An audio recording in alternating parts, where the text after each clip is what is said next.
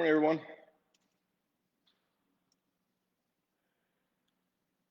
you're having a good Thursday.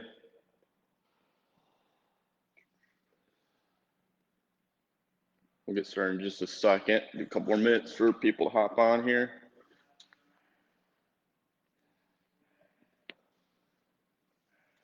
It's a good thing we're going with neck tightness. I actually think I slept on my neck a little bit wrong last night. So this is going to be my self rehab and self physical therapy for the morning.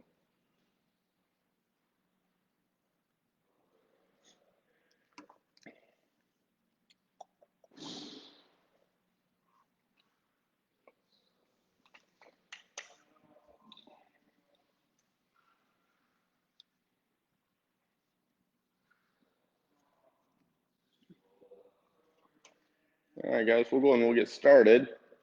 So if you're here to learn a bit more about how to fix, or if you're having neck tightness or shoulder tightness, especially with now that we're been working from home for a while, and a lot of people don't have the correct ergonomic setup.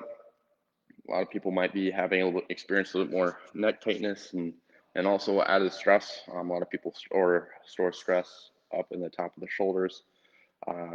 So if you want to learn more about how to decrease that and what not to, and how to fix it, you're in the right spot. We're gonna be going over what's causing it, what you can do about it, and then also how to prevent it, and then answer any questions that you guys have at the end as well. So yeah, we'll go and we'll get started. If there's any questions right off the bat, you guys can, as always, just go in the comments and put whatever question you have, and also kind of give me a background on what type of pain you're having, how long it's been going on for, and what's kind of restricting you from doing. Whether that's concentrating at work, sleeping, or whatnot. I'll go and put those in the comments as well. I'll be able to better help you as well. Okay. So the neck tightness that you guys might be experiencing is most likely due to tightness of the upper trapezius muscle. All right, the upper trapezius muscle is a muscle that attaches at the base of the skull here. Okay, and then it travels down the length of the spine, comes down, and then it goes to about the mid back right here, and then it crosses over and attaches at the shoulder. So it's kind of like one big triangle here. Okay, but a lot of times it's really actually the tightness is in the upper trap. Okay, the trapezius muscle is a big muscle. Right, as you saw when I pointed out, it's a pretty large muscle, but it's broken up into sections. The upper trapezius, middle trapezius, and the lower trapezius muscle.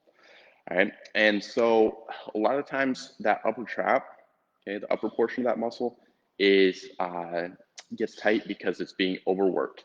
We tend to overutilize that muscle, especially if our mid and lower trap muscles aren't doing their job. Right?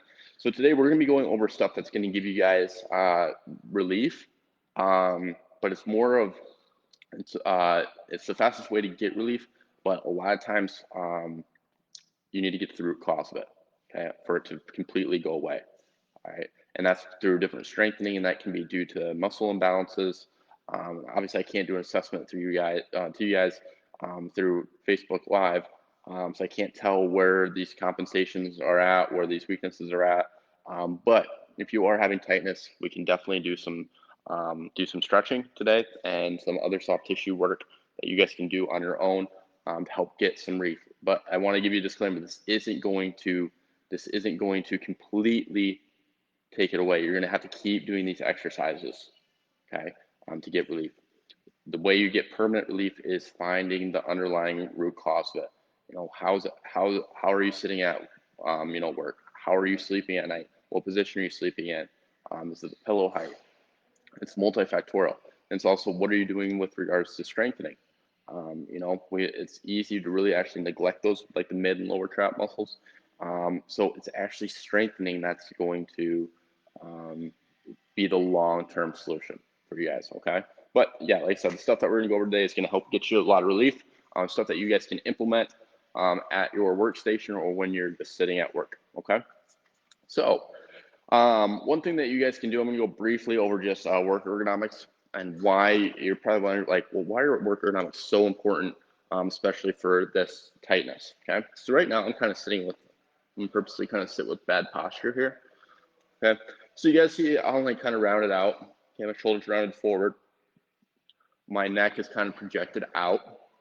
Okay, so if I wanted to look up at my computer screen, everybody gets really caught up on making sure that the screen is level. That's only half the battle, or that eye level. That's only half the battle, okay?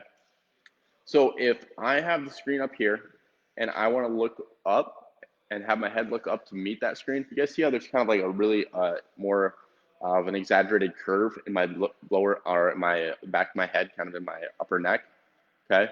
So look what happens if I sit up with the right proper posture. Look what happens to that curvature.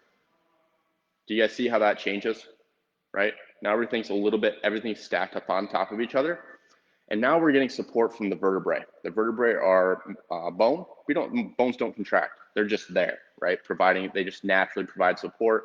And that's what their job is, okay? However, they can't provide support if they're misaligned or if they're not in the right position, okay?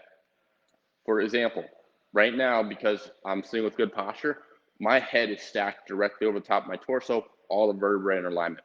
If I slouch like this, now the vertebrae are not stacked on top of each other. You guys see how there's that curvature? Now, because we don't have help from the vertebrae, guess what has to help to hold that head up and provide stability? It's the muscles. Okay, muscles have to contract to hold or to produce movement and can produce a contraction and essentially hold our head up, right? Because now I'm not getting help from that vertebrae. If my muscles weren't contracting, this is what would happen to my neck, okay? Versus if I'm sitting nice and tall, my neck really doesn't have to work a whole lot to remain upright. But if I go here, now those muscles, that upper trap, remember we talked about attached at the base of the skull, now it has to contract continuously to hold my head up and look at the computer screen. Okay, so when that muscle contracts, now what happens is it gets tight because it's overworked. And because it's being overworked, it gets and getting tight, now we start having discomfort and tightness. You guys might feel knots, or when you poke around here, you might just feel general tightness. Okay, that's because of poor posture. Part of it's poor posture. Another reason is you guys are probably like, well, I fixed my posture and then 10 minutes later, I'm back in this position. And that's because the muscles in your mid-back have become weak, all right? If I have a strong core and strong mid-back, okay, now it's easier to keep my shoulder blades back. I'm not tempted around forward or anything like that. It just naturally happens, okay? You shouldn't have to think about it, okay? You will have to think about it if your muscles aren't strong enough to do that, okay? Hopefully that makes sense, guys. All right, so that's enough background on that. I'm not going to go too more in depth with that, but let's go over some exercises that you guys can do. Oh, one quick thing. A lot of people forget about the mid-back. See, I just forgot it. So mid-back, the thoracic spine, okay, do you guys see how it's rounded out like this? It gets really, really tight back there, okay? It can cause knots behind that shoulder blade, more like right behind the shoulder blade, and that mid-back gets really tight. Okay, we're also going to be going over some things that you guys can do to free up that mid-back as well, and they feel really, really good. Okay, so what we're going to do is we're going to start out with just loosening up this neck musculature. Okay, so what you're going to do is you're going to take your left hand, and what you can do is you can grab the bottom of your chair like this, or you can put your hand behind your back like this. Okay, either way is fine. All right. I prefer just to put my arm behind my back, but sometimes people have shoulder injuries. This can be kind of uncomfortable. The reason that we do this is it helps depress the shoulder, keeps the shoulder down, right? Remember we talked about how it attaches at the shoulder? So if we want to get a maximal stretch, we need to increase the distance from here to here as much as we can. If we let that shoulder come up, that's not aiding us in that. Okay? So we need to keep that shoulder down. We're going to take our other arm, okay, hand, reach across the top, and then we're just going to pull for about 30 seconds. All right, normally you do about 3 sets of 30 seconds, but today we're just going to be going through one, so I just want to make sure we get through as much exercise as possible for you guys. And I do a poor job at guesstimating on 30 seconds, all right? But yeah, you don't want to, if you've noticed that there's a side that's tighter than the other, you don't want to just stretch that side, all right? It's going to create imbalances. Make sure you're doing it equally on both sides. All right, same thing other side. Okay, arm behind your back, or you can grab the bottom of your chair.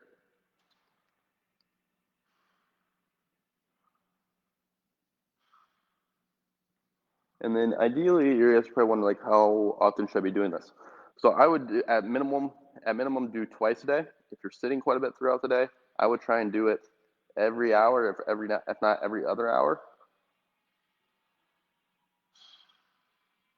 And again, these should not be painful. Okay. Now we're going to do a slight variation of that. Okay. So instead of going straight to the side like this, what we're going to do is we're going to actually turn our head a little bit, and we're trying to put our nose towards our armpit, and then pull down. Okay. You might feel a stretch a little bit more closer to the back of the neck. Okay, and that's okay. All right, we're just hitting that muscle just a little bit differently.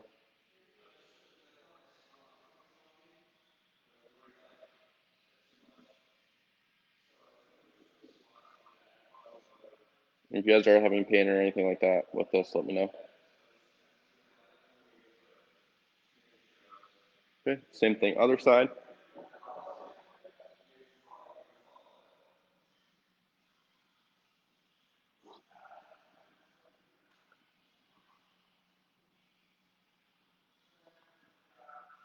You guys can do this too if you wake up with a lot of neck stiffness.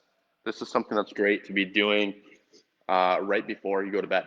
You'll just wake up with naturally less stiff neck as well. Okay. All right. Any questions on that at all? Okay. Good. All right. So one thing that you can do, I'm trying to make it as easy as possible for you guys to be doing this at your workstation. So typically we use like a foam roller with this, but we're going to also be using the chair. Okay, so you guys don't have to be getting out of your chair to be doing some of these things. So we talked about how that mid back, right, tends to round. Okay, we want to loosen that up and actually go in the opposite direction. So what we can do, we can lean back on that chair. Okay, be careful. Depends on how supportive your chair is. We don't want to be falling backwards. Okay, but we should be trying to fold over that chair. You guys see how we're doing the complete opposite motion of this? Instead of being flexed like this, now we're getting into extension. We're opening up those arms. We're loosening up the pecs, because those pecs get pretty darn tight if we're sitting like this and our shoulders rounding forward. We need to loosen everything up. So this is great at opening that position, right? So we can just do oscillations here, and forward, and back, forward, and back.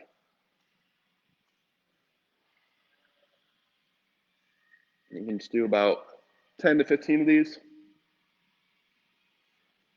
It ideally works best if you have a chair kind of like mine that folds kind of right at that mid back. Okay, because if it's too high, we won't be able to get that extension. I'm going to show you guys how to do this on the foam roller too. Okay, foam roller works a little bit better. So you can use gravity since you're going to be laying down.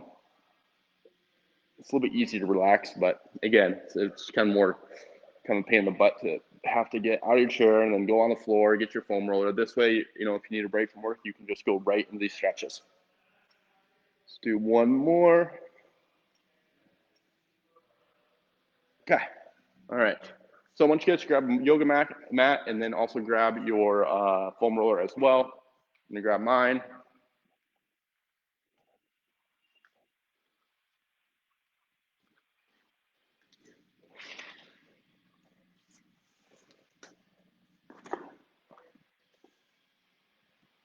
Okay. It looks like you should be able to see it there.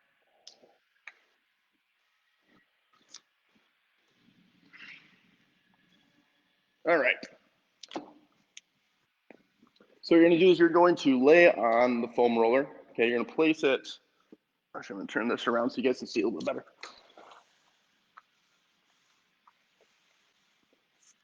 You're gonna place it kind of right at that mid back, right at that crease that we were using for the chair. Okay, so you're gonna be here, and then what you're going to do is you're going to put your arms behind your head, and then you're just gonna fold over the top. Okay. And if you want to make it more intense, you can do what we were doing with the chair, forward, back. You guys may get a few pops and cracks in the neck, or sorry, in the mid back, and that's okay as long as it's not painful. We're just mobilizing that vertebrae. So if you guys been to a chiropractor before, you got your back cracked, it may feel kind of similar. And you guys can also hold if you find a real good spot. Just hold like this for a couple seconds.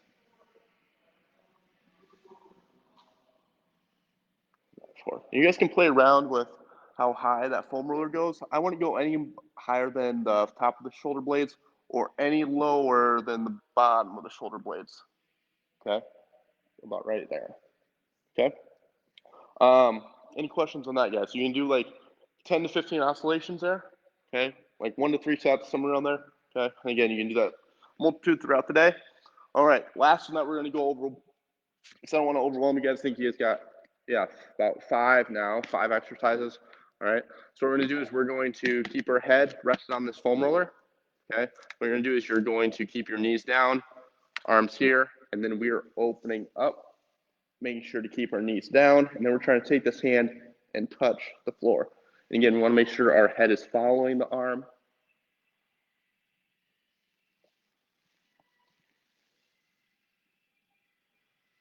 Nice thing about this too is it kind of helps talk about how that upper trap attaches to the base of the skull.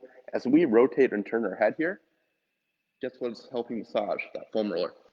Okay, the foam roller is helping massage the back of the neck, and that where that attachment side is. And what we're doing here is our spine also likes rotation, it needs to keep moving. Okay, and so we're rotating, we're also loosening up the pecs here, getting our neck to move a little bit more by doing the rotation. We're getting a lot of different things here. It can also help a lot of people with low back pain too, because we're getting rotation and some stretch of that low back with this. Okay, and then ideally you do about 10 to 15 of those. You can do those on both sides. Okay, that's a great stretch too. So do a combination of those 5. Okay, again, these are kind of like treating the symptoms. Okay, they're going to get you relief really, really fast. However, it's not a long-term solution. Long-term solution comes with strengthening, figuring out the underlying cause, figuring out what's causing this. All right, is your work, again, is it your workstation? Is it the way you're sleeping? Is it the way that you're exercising? I see a lot of times when people do like rows or like TRX rows, what they're doing is they're like shrugging their shoulders and going like this, right? That tells me that there's a lot of compensation occurring at the upper trap because there's mid and low back weakness. Okay, so it can be actually the exercise that you're doing and how you're doing them. Okay, so yeah, it's just a multifactorial thing on what could be underlying long-term cause of this. Okay, so I just don't want to give you guys a false sense of belief that these are going to fix you completely. All right, it will get you a lot of pain relief really, really quick, but you will have to keep doing them until you get to the root cause of it. Okay. All right. Which I wish I could help you guys out with, but I don't know what's exactly going on I don't know how you're sleeping at night. I don't know what your workstation setup is like. I don't know what workout you're doing. I haven't done a manual muscle test to figure out where your weaknesses are at, where your tightness is at, your motor programming, how your body moves or anything like that. All right. Any questions on anything, guys? Kind of made it short and sweet today. But that routine is super, super effective. Okay. If you guys wanted to get this taken care of once and for all, we're still seeing patients in person as well as virtually. We're still open. We talked to the Alameda Health Department as well as the California Board of Physical Therapy. When the shelter in place is given, determine, should we be staying open? Should we be closing? They encourage us to stay open to help offload what musculoskeletal issues are and patients are coming in to see their primary care physician, going to the ER and whatnot too. Obviously, we're doing all the CDC guidelines, wearing masks, we're scheduling, we're a low volume clinic, we're within true 7,000 square foot facility. Right now, it's just me and one other PT and his patient. We're trying to stagger it, so there's only 2 of us in at once. And so the interaction between patient to patient is minimal. And then obviously like wiping down things with standard grade disinfectants and all that. And then staggering appointments times, so there's 15-minute gaps in between sessions as well. But yeah, if you guys want to learn more or want some help, I'll drop a link where you guys can contact me if you guys want to hop on the phone for about 10 or 15 minutes and figure out, what's going on, and if it even warrants physical therapy, or if I can help you just over the phone. That would be great.